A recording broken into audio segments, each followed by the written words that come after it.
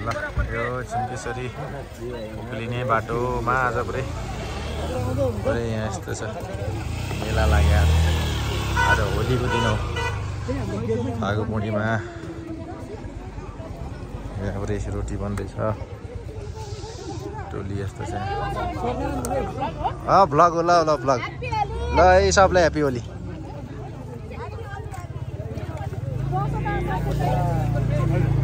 यहाँ पुरै मासु आइटम ससेज आइटम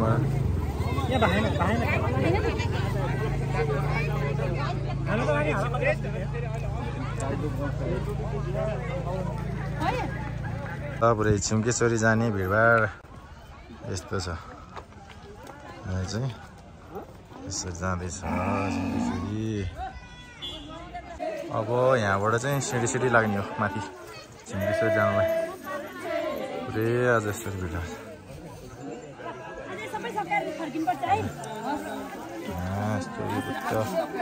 हाम्रो के अरे आदिमूल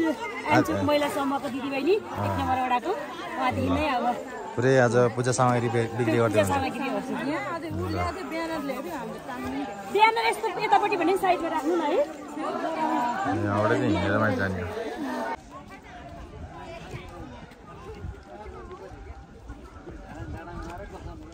ल छिम्केश्वरीको उकालो पुरै हाइकिङ चलिरहेको छ है ल पुरै आज होलीको अवसरमा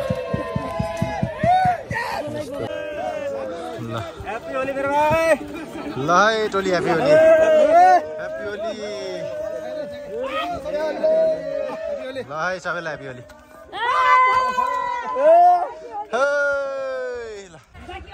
ल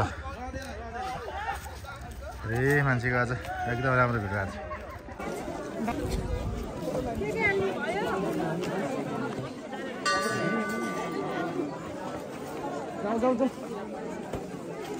आन्टी हालिदिनु भयो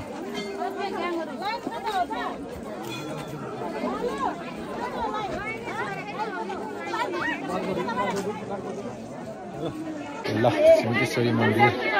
आइपुग्यो 11 मिनट भएको छ तलबाट चाहिँ हिँडेको कति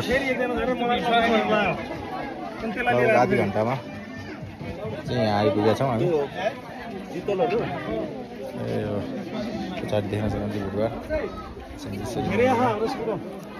रस चाहिँ अलिअलि फुल्या रहेछ भर्खर सुरुवात हुँदैछ अलिअलि देखेछ हेरौँ त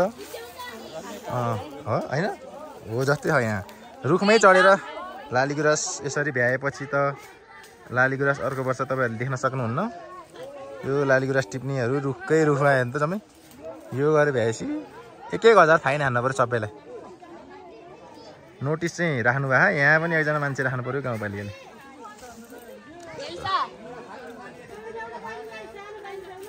टिकटकमा हाल्नुपर्छ यो भिडियो है कसले टिप्यो कहाँ हुन्छ त्यस्तो सबै देखाउनु पर्छ झन् जसले टिपेको टिप्नेहरूको चाहिँ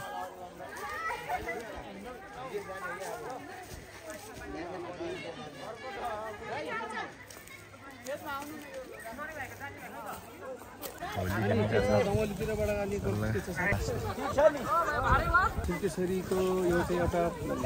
धार्मिक पर्यटनको हिसाबले चाहिँ यो चाहिँ एकदमै चाहिँ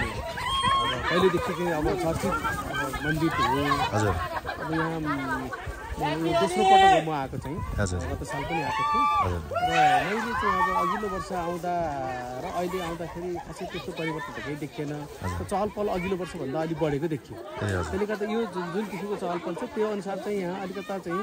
अब यो टोयलेट र पानीको अलिकति समस्या देखिएको छ होइन अब अहिलेको समय भनेको जतिसक्दो उच्च ठाउँ भए पनि यसलाई लिफ्टिङ गरेर पानी ल्याउन सक्छ कम्तीमा पनि यहाँको हाम्रो चाहिँ स्थानीय तहका अब हाम्रो चाहिँ राजनीतिक कर्मीहरू उहाँहरूले चाहिँ जनप्रतिनिधिहरूले अलिकति चाहिँ यसलाई यो प्रवर्धन बाटो भइराखेको छ सबै पानीको व्यवस्थापन गरेर शौचालयलाई अलिकति व्यवस्थित गर्ने एउटा दुईवटा चाहिँ यो डस्टबिनहरू राखिदिने हो भनेदेखि चाहिँ यसलाई चाहिँ प्रवर्धन गर्न सकिँदो रहेछ यसमा चाहिँ यसलाई हामीले नै अब तपाईँहरू पत्रकारहरू हामी जनप्रतिनिधि लगायतका हामीहरूले नै यसलाई चाहिँ अझ बढी यसलाई व्यापक गरिदिने हो भने यो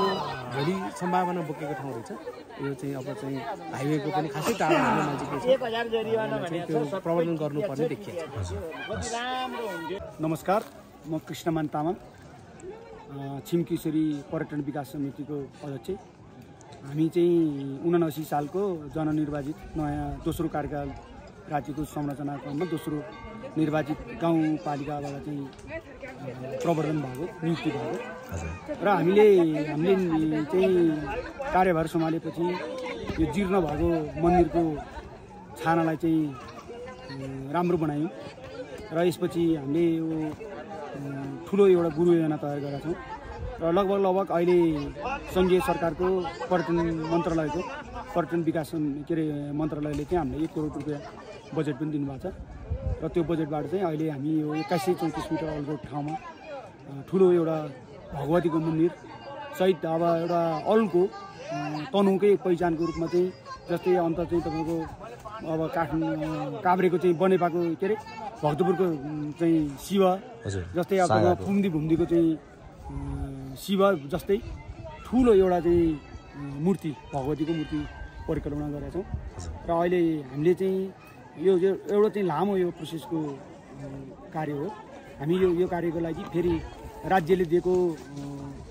हामीले बजेटले मात्रै नपुग्ने भएर हामीले चाहिँ निकट भविष्यमै केही समयभित्रै हामी एउटा ठुलो महायज्ञ लगाउँछौँ। सम्पूर्ण महानुभावहरूलाई चाहिँ यो महायज्ञमा पनि सामेल भएर हामीलाई आर्थिक सहयोग गरिदिनु अनुरोध गर्दछु र साथै अहिले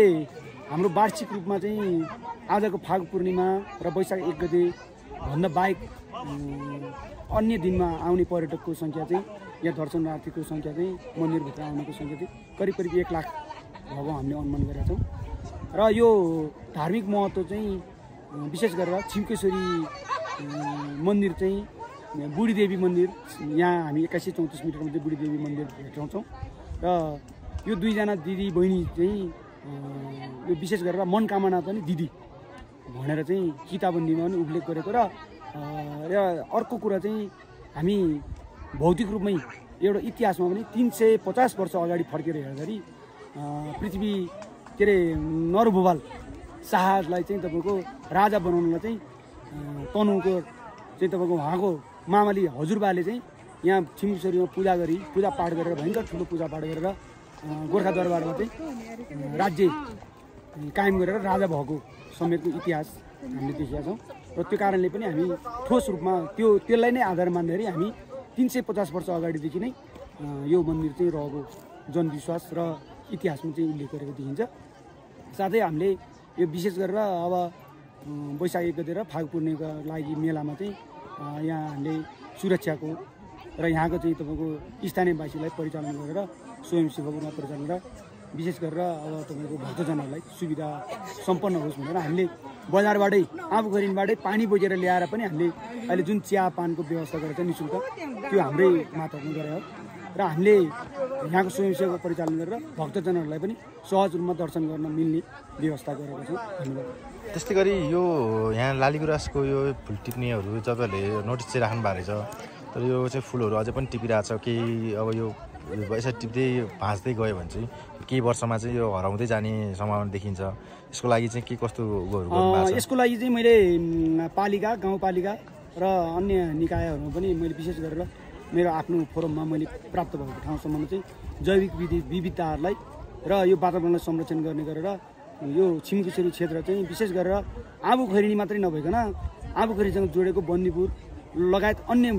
चाहिँ तपाईँको गाउँपालिकालाई पनि यो छिमकेश्वरी चाहिँ एउटा मेरुदण्ड हो। हामी चाहिँ तपाईँको जैविक विविधताले चाहिँ यो छिमकेश्वरी भएर नै हामीले त्यहाँबाट पाएको प्राकृतिक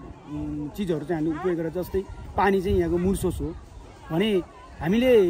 यसलाई संरक्षण गर्नलाई चाहिँ ठाउँ ठाउँमा पोखरीहरू विशेष गरेर कृत्रिम पोखरीहरू निर्माण गर्ने र यो लालीगुराँस टिप्नेहरूलाई पनि हामीले सूचना जारी गरेको अनुसार नै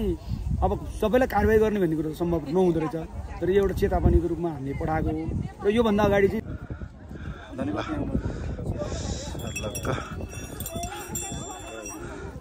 यो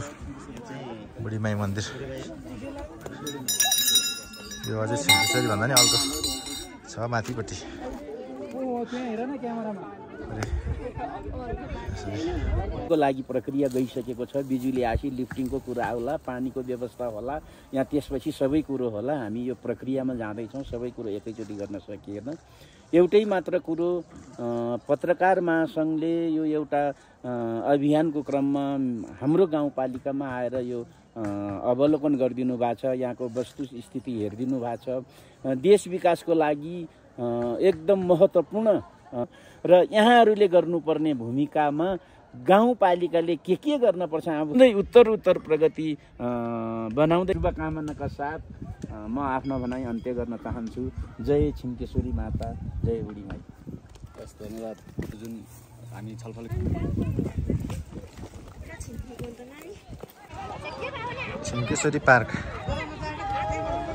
भिडभाड छ।